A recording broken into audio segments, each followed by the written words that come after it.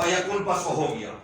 انسان جب وہ کام کرتا ہے، تجویز، تدبیر، کوشش، مشکل وقت، ہر چیز کا سامنا ہوتا ہے اسے. ہم نے ایک ابتدا کر لی ہے، ہم نے الحمدللہ ایک کام شروع ہوا ہے. اور پھر بات آتی ہے کہ جی زمینیں کس کو ملے گی؟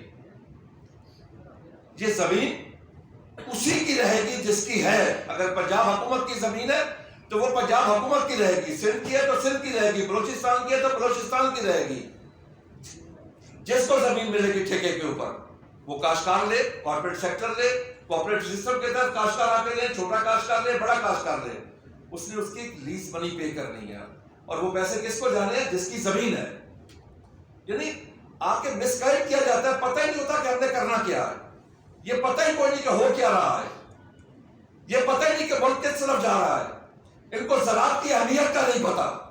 زراعت وہ ہے کہ جب 9/11 ہوا، پابندیاں لگی، اس ملک کو اس زراعت نے چلایا. آپ نے ایک بھی دھماکہ کیا، پابندیاں لگی، اس زراعت کی وجہ سے یہ ملک چلتا رہا. 17 سال عسکری اداروں نے جنگ لڑی دہشت گردی کے خلاف. 17 سال کوئی بھوکا نہیں سویا ہے زراعت کی وجہ سے اور کسان کی وجہ سے. اگر کووڈ-19 میں لاک ڈاؤن 6 ماہ کے لیے ہوا، اس زراعت کی وجہ سے کوئی بھوک سے نہیں مرا، اور اس کسان کی اور اللہ تعالیٰ کی مہربانی کی وجہ سے. لیکن آج اگر اس زراعت پہ کام ہو رہا ہے، ہم اپنی امپورٹ کو ختم کرنے جا رہے ہیں، ہم کوشش کر رہے ہیں، ہماری پوری ریاست لگی ہوئی ہے. ریاست ماں کا درجہ رکھتی ہے. ماں کبھی نہیں سوچتی کہ میری اولاد بھوکی رہے. کیا آج پھر ہم چاہتے ہیں کہ ہماری خواتین آٹے کی لائنوں میں لگ کے مر جائے؟ کیا ہمارے لیے یہ باعث شرم نہیں ہے کہ جب ہماری خواتین 24 خواتین پاکستان میں سر ڈیتھ ہوئی ہے آٹے کی لائنوں میں، کیا ہمیں کوشش نہیں کرنی چاہیے کہ ہم ان لائنوں میں ان کو نہ لگائیں؟ کیا یہی گندم پچھلے سال ہم نے بیچی 2200 روپے من، آج تک ملی 5200 روپے من تک. کون کھا گیا وہ پیسے؟ سپلائی اینڈ ڈیمانڈ کا ایشو تھا.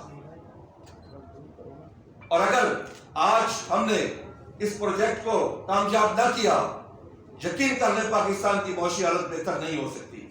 اس وقت کی اشد ضرورت ہے کہ ہم اس پروجیکٹ کو کامیاب کریں، کیونکہ اس وقت پہلی دفعہ ہے کہ تمام ادارے مل کے کام کر رہے ہیں. اور یہ دنیا کا پہلا ماڈل نہیں ہے. یہ ماڈل سب سے پہلے چائنا نے شروع کیا، موزیتان نے. آج تک وہاں پہ آرمی اور کسان اور جوان مل کے کام کر رہے ہیں. اور پاکستان میں تو میں کہتا ہوں کہ فوڈ سیکورٹی کسان، بارڈر سیکورٹی جوان، ایکول ٹو خوشحال مضبوط پاکستان. ہم جو کاشتکار ہیں، ہم محب وطن ہیں. ہم سے زیادہ محب وطن کوئی نہیں ہے. ہم اپنی زمین کا ٹکڑا اٹھا کے کسی دوسرے ملک میں منتقل نہیں کر سکتے.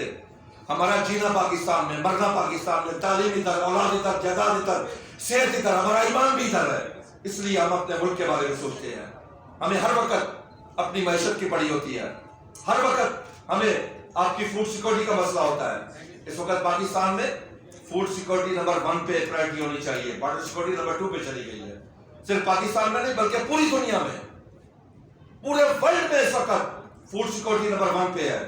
تو ہمیں مل کے اس وقت کاوش کرنے کا ٹائم ہے، کوشش کرنے کا ٹائم ہے. ہمیں اس وقت سب لوگوں کو آپس میں ہاتھ ملا کے چلنے کا ٹائم ہے. اگر ہم نے ایسا نہ کیا، آپ یقین کر لیں جو کاشتکار ہے، آپ کے لیے، اللہ کی مخلوق کے لیے، اس زمین کا سینہ چیر کے اللہ کی مخلوق تک رزق پہنچاتا ہے. کپاس وہ پیدا کرتا ہے، گندم وہ پیدا کرتا ہے، دالیں وہ پیدا کرتا ہے، گوشت اللہ کے حکم سے وہ پیدا کرتا ہے. لیکن اس کے بدلے اسے کیا کہا جاتا ہے؟ پینڈو اور گوار کا لقب دیا جاتا ہے. آپ یقین کر لیں، ہمیں آج تک پاکستانی اور انسان تک تسلیم نہیں کیا گیا. کاشتکار کو آج تک کوئی مراحت نہیں ملی. اور یہ کہ آپ جو چھوٹے کاشتکاروں کی بات کر رہے ہیں کہ چھوٹا کاشتکار بھائی، چھوٹے کاشتکار کی کوئی زمین نہیں جا رہی. اس نے اپنی زمین خود کاشت کرنی ہے. اور نہ ہی ہم کسی کو حق دیتے ہیں کہ ہم اپنی زمین کا ایک مرلہ کسی کے حوالے کریں. ہمارے باپ نے کاشتکاری کی، دادا نے کی، پردادا نے کی. ہم آئندہ ہمارے بچے بھی وہ کاشتکاری کرتے رہیں گے، اور انشاءاللہ ہم اس کی ملک کی خدمت کرتے رہیں گے. کاشتکار اپنی فصل سے، اپنے جانوروں سے محبت کرتا ہے. وہ نفع نقصان دیکھے بغیر کام کرتا ہے. ہم اپنے ملک سے محبت کرتے ہیں. اور اگر اس وقت اس میں کوئی خلل آ گیا، ہمارے پاس اور کوئی موقع نہیں ہے. 15 ملین ایکڑ رقبہ ہمارے پاس خالی پڑا ہے. اگر ہم نے اس کو آباد نہ کیا، اللہ نے تو ہمیں نعمتیں دے دی، لیکن ہم نے کیا کیا ہے؟ 75 سالوں سے ہم نے کیا کیا زراعت کے اوپر. دنیا کہاں سے کہاں چلی گئی. آج اب آپ خود دیکھیں کہ زراعت میں 92 میں میں نے کاشتکاری شروع کی تھی. پاکستان کی کپاس کی پروڈکشن تھی 1 کروڑ 28 لاکھ میں, انڈیا 1 کروڑ 10 تھا. آج انڈیا 4 کروڑ پہ چلا گیا اور ہماری پچھلے سال تھی 46 لاکھ. کیا ہمارے لیے باعث شرم نہیں ہے؟ کیا ہمارے لیے باعث شرم نہیں ہے کہ ہم گندم امپورٹ کریں, زرعی ملک کرواتے ہیں؟ جب پاکستان بنا تھا تو پنجاب کے 17 اضلاع ہمارے حصے میں آئے, 13 اضلاع بھارت کے حصے میں گئے. آج وہ 13 اضلاع 125 کروڑ کی آبادی کو فیڈ کر رہے ہیں اور ہم 17 اضلاع والے ہر چیز باہر سے امپورٹ کر رہے ہیں. ہر وقت دیکھتے رہتے ہیں کہ کب جہاز آ رہا ہے. ہر وقت ہماری خواتین لائنوں میں لگی ہوتی ہے آٹا لینے کے لیے. کبھی آٹے کی لائن ہے, کبھی کاشتکار کسی لائن میں ہے, کبھی کسی لائن میں ہے, کبھی کھاد کی لائن پہ ہے. دیکھیں ہماری ترجیحات میں زراعت نہیں رہی. اگر آج چھوٹے کاشتکار کو یہ حق دیا جا رہا ہے کہ اسے بھی پتا ہو سال بعد اس کو کیا ریٹ ملنا, فیوچر مارکیٹ ہے اس کے لیے. دنیا میں کاشتکار کے لیے فیوچر مارکیٹ ہے. کاشتکار کو 2 سال پہلے پتا ہوتا ہے کہ میں نے یہ چیز کاشت کرنی ہے, 2 سال بعد مجھے یہ ریٹ ملے گا.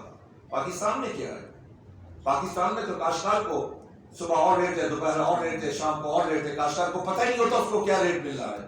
اگر ان اداروں کے آنے سے کاشتکار کو تحفظ مل جائے, مارکیٹ ایک فیوچر مارکیٹنگ آ جائے, اس کو بہتر بیج مل جائے, اس کو جدید مشینری مل جائے.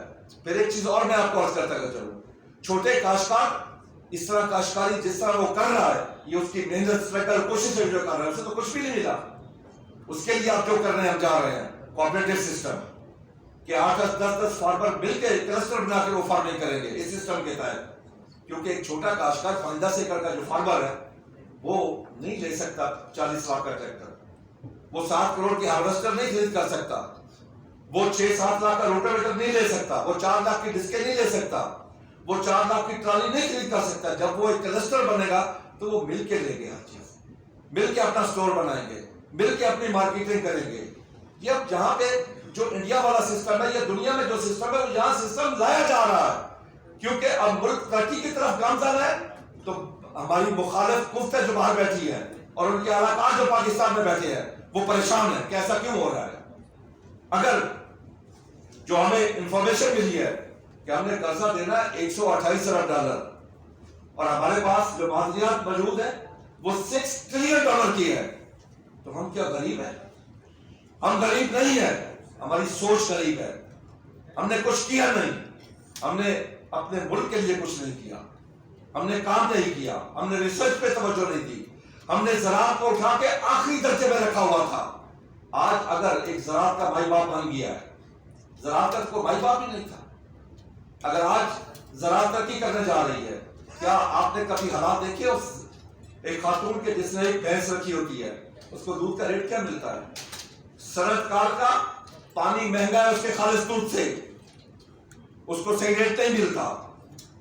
اب آپ سفر کر کے دیکھ لیں, آپ کو, ہم مسلمان ہیں, ایک شہر میں آپ کو 50 سے 100 مسجدیں مل جائیں گی, 1 لیٹر خالص دودھ نہیں ملے گا. مافیا لوٹ کے کھا گیا اس ملک کو. ہم نے گندم اس سال آپ کو 3900 میں بیچی ہے, 1 روپے اوپر نہیں ملا ہمیں. آج کا ریٹ ہے 5200. کیوں ظلم ہے عام آدمی پہ, عام شہری پہ؟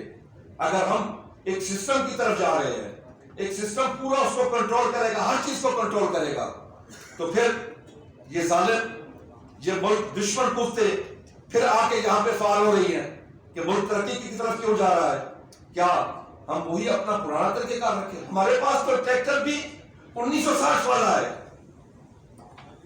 ہمارے پاس کون سی جدید ریسرچ آئی ہے؟ ہمارا کون سا ادارہ کام کر رہا ہے؟ آپ یقین کر لیں, میں ملتان کا رہنے والا ہوں. پاکستان کا سب سے بڑا central corporate research institute Multan میں ہے. آپ سن کے حیران ہوں گے کہ 12 ماہ سے ان کو تنخواہ تک نہیں ملی. کیا ہم خواب ترقی کریں گے؟ ہمارے ملک کی سب سے بڑی جو فصل تھی وہ کپاس نقل حمل فصل, جس سے ہم زر مبادلہ کماتے ہیں, اور آپ یہاں اندازہ کر لیں جو ہماری ٹوٹل ایکسپورٹ ہے وہ 31.5 بلین ڈالر کی, اور اس میں صرف 20 بلین ڈالر صرف کپاس کا حصہ ہے, صرف کپاس کا. 2 بلین ڈالر چاول کا, باقی 2 بلین ڈالر اور فصلوں کا. تو باقی کیا بچا؟ باقی اس کے علاوہ 5-6 بلین ڈالر بچا جو باقی چیزیں ہم ایکسپورٹ کرتے ہیں. ٹوٹل اس لیے ہمارے لیے زراعت ہماری نمبر 1 پرائرٹی ہے. انشاءاللہ اب آپ کو آرگینک ویجیٹیبل بھی ملیں گی, آرگینک فروٹ بھی ملے گا, آپ کو خالص دودھ بھی ملے گا, آپ کو ہر چیز اب بہتر ملے گی. اس میں 2-3 سال لگیں گے سر, ہمیں 2-3 سال محنت کرنے دیں. اور یقین کر لیں یہ اسپیشل انویسٹمنٹ فیسیلیٹیشن کونسل کیوں بنائی گئی ہے, اس کے بنانے کی وجہ کہ فائلیں دھکے کھاتی تھی. اب ایک چھت کے نیچے کوئی بھی انویسٹر آئے